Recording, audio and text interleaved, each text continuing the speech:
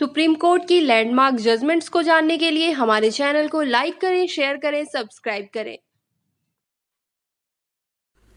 DK Basu versus state of West Bengal, ये custodial violence से संबंधित एक केस है। इसमें सुप्रीम कोर्ट ने एक महत्वपूर्ण फैसला दिया था कि अरेस्ट के दौरान क्या गाइडलाइंस फॉलो की जानी चाहिए। इस केस में डीके बासु, जो कि एग्जीक्यूटिव चेयरमैन थे legal aid service West Bengal के, उन्होंने अखबार में कोई न्यूज़ पढ़ी और वो न्यूज़ कटिंग के साथ एक लेटर जो है चीफ जस्टिस ऑफ इंडिया को भेजा, जिसमें उन्होंने कहा कि इसको लेटर पेटिशन मानते हुए इस पर कार्रवाई की जानी चाहिए, यानी कि पुलिस के द्वारा जो बर्बरतापूर्वक कार्रवाई प्रिजनर्स में या जो कस्टडी में लोग होते हैं उन पर की जाती है, उससे संबंधित ये केस था। चीफ जस्टिस ऑफ इंडिया ने इस लेटर पेटिशन मानते हुए वेस्ट बंगाल गवर्नमेंट को जो है नोटिस इशू किया। वेस्ट बंगाल की तरफ से काउंटर भी इसमें आया और उन्हीं दिनों में एक अशोक जौहरी जो थे, उन्होंने भी यूपी में अलीगढ़ में एक कस्टोडियल वायलेंस के चलते कस्टोडियल डेथ हुई थी, उन्होंने भी एक लेटर जो है चीफ जस्टिस ऑफ इंडिया को भेजा और उसका भी चीफ जस्टिस ऑफ इंडिया ने संज्ञान लेते हुए इसी पिटीशन के साथ क्लब कर दिया। सुप्रीम कोर्ट ने फिर पूरे देश में जो राज्य और केंद्र शासित प्रदेश थे, वहाँ के जो पुलिस प्रशासन को सेक्रेटरी या चीफ सेक्रेटरी ऑफ स्टेट जो थे,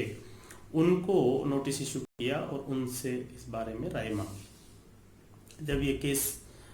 कंक्लूड हुआ तो इसमें जो जजमेंट आई उसमें सुप्रीम कोर्ट ने गाइडलाइंस इशू की कि जब कभी भी किसी व्यक्ति का अरेस्ट किया जाता है पुलिस के द्वारा, तो पुलिस किन बातों का ध्यान रखेगी, वो बातें इस जजमेंट के द्वारा क्लियर की गई। इसमें यह भी कहा गया कि जो गाइडलाइंस दी जा रही हैं वो पहले से अवेलेबल जो व्यक्ति के जो राइट होते हैं, जो भी कस्टडी में होता है, उनके एडिशन में ये गाइडलाइंस दी जा रही हैं और अगर इनको फॉलो नहीं किया गया तो उसे कंटेम्प्ट ऑफ कोर्ट माना जाएगा। इसमें जो गाइडलाइंस थी वो इस तरह से थी कि जब कभी भी किसी व्यक्ति को पुलिस अरेस्ट करने जाती है तो अरेस्ट करने वाले कांस्टेबल का जो बैज है या जो भी पुलिस अधिकारी है, उनके बैज जो है विजिबल हो, लेजिबल हो। इसके अलावा जब कभी भी किसी को अरेस्ट किया जाता है तो अरेस्टिंग मेमो एक तैयार किया जाएगा और वो उन लोगों के सामने किया जाएगा जो अरेस्टी है उसका कोई रिलेटिव या उसका कोई जानकार या उसके गांव का कोई व्यक्ति।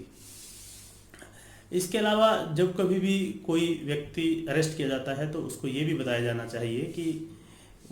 इस बात की सूचना वो अपने घर वालों को दे सकता है और पुलिस वो सूचना जल्द से जल्द उनके घर वालों या रिलेटिव तक पहुंच जाएगी।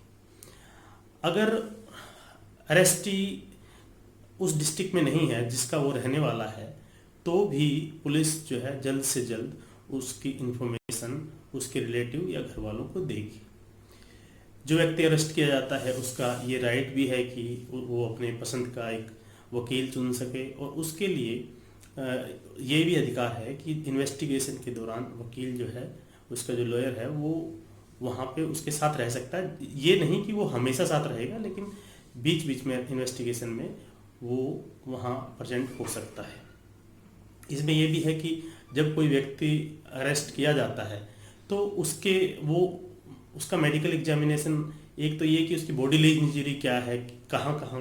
क्या क्या उसकी बॉडीली इंजरी है जिस समय वो अरेस्ट हुआ है, उसके बारे में एग्जामिन किया जाए। दूसरा ये भी है कि जब वो अरेस्ट किया जाता है तो वो उसका बार बार मेडिकल एग्जामिनेशन होना चाहिए कि कहीं उसका कस्टोडियल टॉर्चर तो नहीं हो रहा है। इसके अलावा जब कोई व्यक्ति अरेस्ट किया जाता है तो उसमें ये भी है कि जो पुलिस कंट्रोल रूम है जिस डिस्ट्रिक्ट में वो अरेस्ट हुआ है, वहाँ पर भी इसकी इन्फॉर्मेशन जल्द से जल्द दी जानी चाहिए। ये सब गाइडलाइंस थी जो D K Basu versus state of West Bengal के केस में सुप्रीम कोर्ट ने जारी की थी पूरे देश में जो पुलिस प्रशासन है उसके लिए, ताकि जब कभी भी किसी व्यक्ति को अरेस्ट किया जाए तो उसके ये राइट्स हैं और ये प्रोसीजर है, ये इस जजमेंट के द्वारा सुप्रीम कोर्ट ने लेट डाउन किए थे। ये थी judgement D K Basu versus state of West Bengal.